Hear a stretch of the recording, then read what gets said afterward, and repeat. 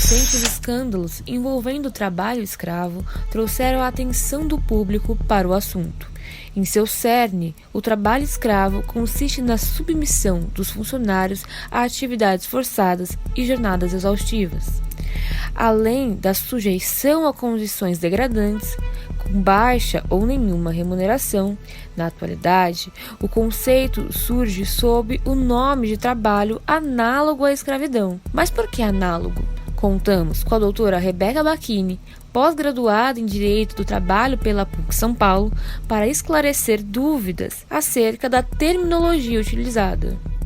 Atualmente não nos referimos mais ao trabalho escravo dessa forma, utilizamos a nomenclatura de trabalho análogo à escravidão, ou trabalho análogo às condições de escravidão. Isso porque o trabalho escravo em si, ele foi abolido pela Lei Áurea em 1888, então ele deixou de existir. A doutora também discorre sobre as denúncias de tal trabalho em festivais musicais famosos, como Lollapalooza e Rock in Rio. Eventos costumam durar pouco tempo, e não necessariamente os trabalhadores que são contratados para atuar nesse tipo de trabalho são contratados formalmente seguindo as regras da CLT, que é a Consolidação das Leis do Trabalho.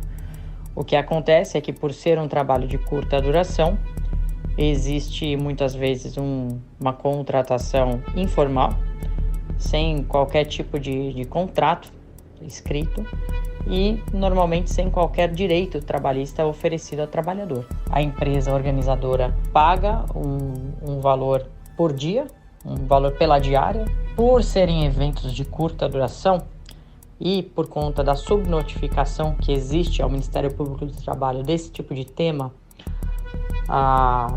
o risco desse tipo de contratação ilegal ser descoberto ele é baixo.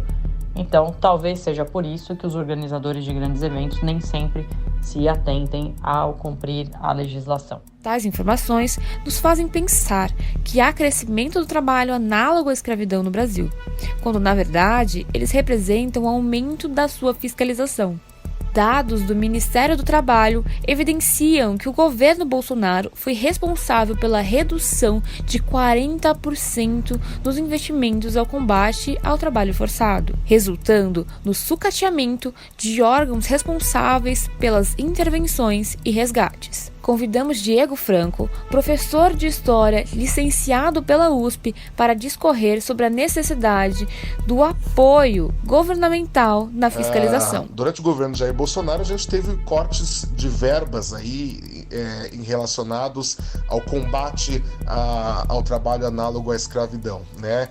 Então, alguns desses setores, eles foram altamente reduzidos. A gente acaba percebendo, né, como foi agora a situação que foi desvelada esse ano do trabalho análogo à escravidão no Rio Grande do Sul, em relação aos produtores de vinhos e sucos, né? E a gente vê que se essa situação conseguiu se instalar, é porque os órgãos de fiscalização e combate não estavam mais conseguindo oferecer a ajuda necessária. As atuais discussões sobre trabalhos forçados, há de se discutir também as punições envolvidas a quem utiliza tal mão de obra. A pena por submeter alguém ao trabalho análogo à escravidão pode variar de 5 a 10 anos, além do pagamento de multas. Muitos consideram tais medidas brandas e apontam a fiscalização como fraca. A fim de nos elucidar sobre o assunto, Rodrigo Olegário, um dos líderes comunitários do distrito da Vila Brasilândia,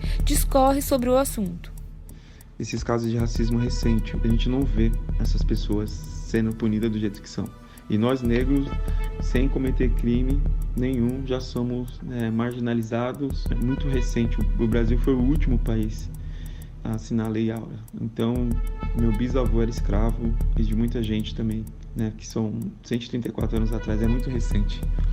Mas a luta não pode parar, o combate tem que ser diário, tem que fazer denúncia. Eu, pelo menos, denuncio, vou atrás dos órgãos, das instituições e percebo também que a gente não tem atenção dentro do poder judiciário merecida. As nossas dores não geram comoção. Além de ações do Estado, a sociedade civil também pode auxiliar no combate ao trabalho análogo à escravidão. Para denunciar, disque 100 em seu telefone ou abra um chamado nos sites oficiais do Ministério Público do Trabalho e do Ministério Público Federal.